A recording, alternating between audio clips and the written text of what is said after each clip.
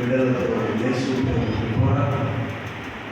అందుకే మోక్ష అంటాడు, ఆత్మకాలం పాప భోగములను అనుభవించడం కంటే క్రీస్తు కొరకైన నింద నాకు గొప్ప భాగ్యము, ఆనందము. ఎన్నడబడి ఆనందము. క్రీస్తు కొరకైన నింద లేకపోతే శ్రమ, ఆనందము. అందుకే ప్రతి ఒక్కరు కూడా బాప్తిసాన్ని పొందుకొని ఎంతగానో కుటుంబాలుగా ప్రభువులో ఆనందించాలి.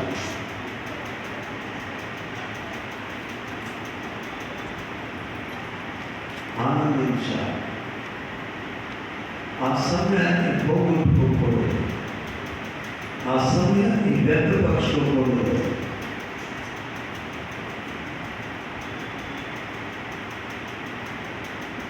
రెండవది చూడండి, పరిశుద్ధ గ్రంథంలో 122వ కీర్తన మొదటి వచనాన్ని మనం చదువుతాము.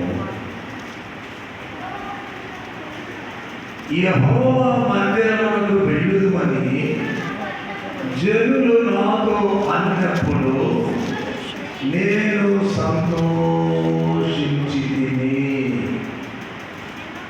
హల్లెలూయా.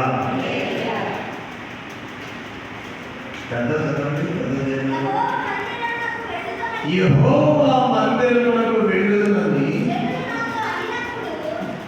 జనులు నాతో అన్నప్పుడు ఏం చేశాడంటే ఆయన, ఎందుకు సంతోషం? మందిరానికి వెళ్తానండి. మందిరానికి వెళ్ళాలి.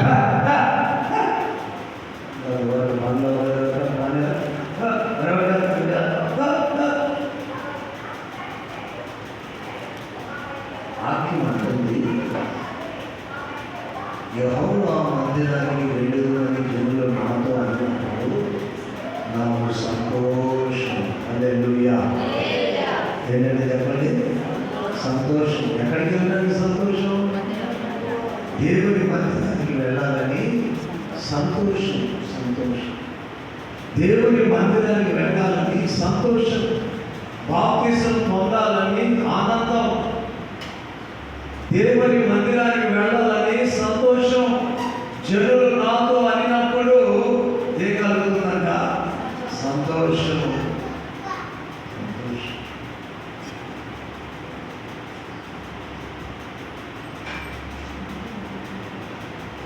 ఆయన మందిరానికి వెళ్ళాలి. ఆయన ప్రసన్నతను నేను అనుభవించాలి. ఆయన ముఖ ప్రకాశ కాంతి నా మీదకి దిగి రావాలి. ఆయన సన్నిధి కాంతి నా మీదకి దిగి రావాలి. ఆయన తేజస్సు నా మీదకి దిగి రావాలి. ఇదిగో ఆయన మందిరానికి నేను వెళ్ళాలి. జనులు నాతో అడిగినప్పుడు నాకు సంతోషం.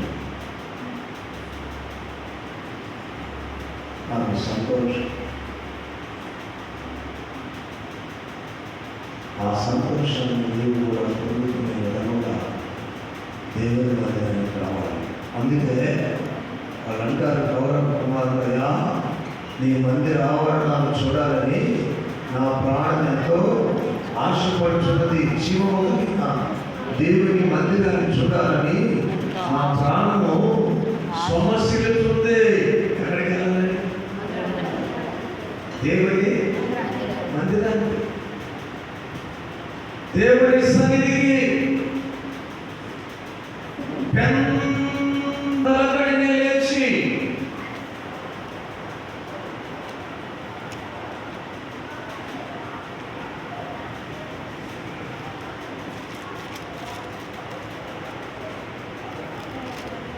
అదేదో ఒక రాష్ట్రంలో చిన్న మందిరాన్ని కడుతున్నారు. ఆ మందిరానికి వెళ్ళాలంటే వారు కొన్ని గంటలు బయలుదేరి వెళ్ళాలి. అక్కడికి వెళ్ళి ఎవడే ప్రజలందరూ అక్కడికి వెళ్ళి శనివారం బయలుదేరితే ఆదివారం పొద్దున ఆరాధన చూసుకొని ఆ గంట సేపు ప్రార్థన కొరకు 24 గంటలు నడిచి అక్కడికి వెళ్ళి ఆడ ప్రార్థన చూసుకొని మళ్ళా అక్కడి నుంచి తిరిగి సోమవారం ఉదయానికి ఇల్లు చేరుకొని అప్పుడు డ్యూటీకి వెళ్తారు. ఎంత టైం పడుతుంది వాళ్ళకి? ప్రయాణాలకి విసుగు చెందక దేవుడు కావాలని ఆత్మ కోరుకుంటుంది వారికి. హల్లెలూయా. ఆ మందిరము చూడాలని, ఆ మందిరంలో మోకరించాలని, ఆ మందిరానికి వెళ్ళాలని వారు కొండల్లో పడి, లోయల్లో పడి, ఎత్తైన స్థలంలో అక్కడికి వెళ్ళి వారు అక్కడ ప్రార్థన చేసుకొని రావడానికి పిల్లల జల్లతో కలిసి వెళ్తుంది. ఎంత టైం పడుతుంది? నేను ఎక్కడుతాడు దేవుడు? సోమరుడిగా, సోమరదానిగా పిచ్చి పిచ్చి పనులని అడ్డు పెట్టుకొని ఉంటే అడుగుతున్నావా? అడుగుతాడు. కంటి నిర్మించిన వాడు కానకుండా, చెవులు నిర్మించిన వాడు వినకుండా ఉంటాడా? ఎంత దూరం వెళ్తున్నారంటే, ఎంత దూరం వెళ్తున్నారు? దేవుడు కావాలి. ఏంటంటే చెప్పండి, దేవుడు. ఇప్పుడంటే వీధికి చర్చి, లైన్కి చర్చి ఉంది. ఇంకా కొన్ని పట్టణాల్లో కొన్ని చోట్ల చూస్తే అడవులు, అరణ్యాలు ఎంతో దూరం నడిచి వెళ్ళి వాళ్ళు అంటే చిన్న చిన్న కాలువలు దాటుకుని వెళ్ళి అక్కడ ప్రార్థనలు చేసుకొని, ఎందుకంటే దేవుని మాటలు వినాలని వారిలో తప్పిక. హల్లెలూయా.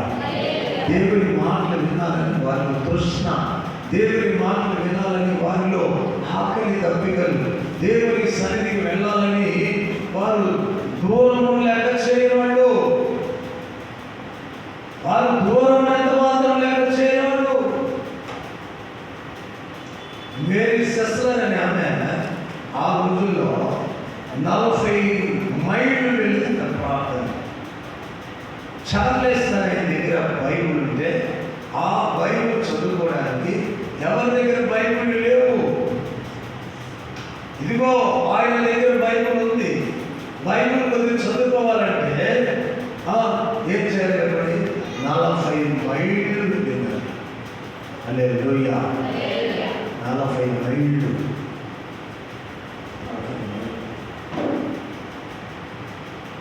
నేను ఆ గ్రంథాన్ని కొనుక్కోవాలి, ఆ గ్రంథాన్ని నేను దక్కించుకోవాలి, అలాంటి గ్రంథాన్ని నేను పొందుకోవాలి, చదువుకోవాలని ఆమె ఏం చేసేదంటే, ఆ మేరీ సిస్టర్ అనే ఆమె గార్డెనింగ్ వర్క్ చేసేది.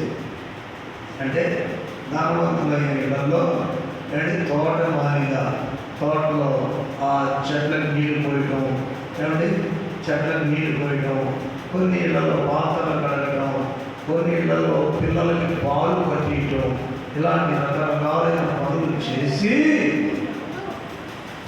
బైబుల్ కొనుక్కున్నాక 10 సంవత్సరాలు. సోదరులు కలుగుతున్నాక ఆ వాక్యం పట్ల ఉన్నటువంటి దప్పిక,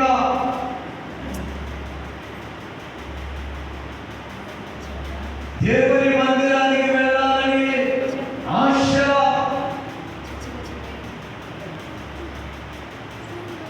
దేవుని సన్నిధిలో మొరపెట్టాలని ఆశ.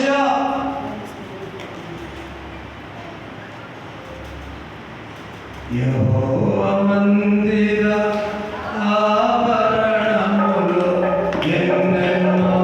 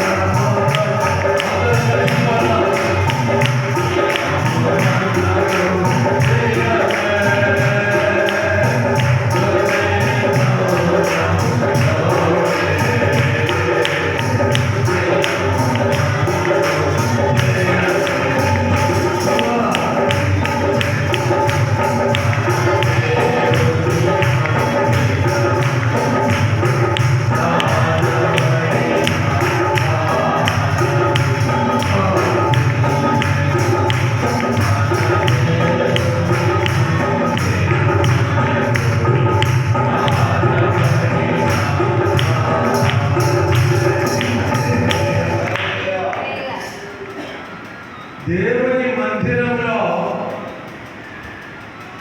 నాటబడిన మొక్కలు మనము ప్రతి మేలు అనుభవించాం. అందుకే మొట్టమొదట లోకానికి వేరైనట్టుగా పాపాన్ని విడిచిపెట్టి పవిత్రులుగా పరిశుద్ధులుగా మార్చబడటానికి బాప్తిసం పొందుకోవాలి. బాప్తిసం పొందుకుంటే నీకు వారసత్వం అనే ఆ టికెట్ నీకు దొరుకుతుంది. ఆయన దగ్గర నుంచి నీకు సులువుగా చక్కగా రావాల్సినటువంటి ప్రతి ఈవి నీ దగ్గరికి చేరుతుంది. ఎందుకంటే అప్పుడు నీ కుమార్తెగా చేయబడ్డావు కనుక. రెండవది బాప్తిసం పొందిన తర్వాత నీవు ఎలా ఉండాలంటే దేవుని మందిరానికి వెళదాము రండి అన్నప్పుడు నువ్వు సంతోషంగా మందిరానికి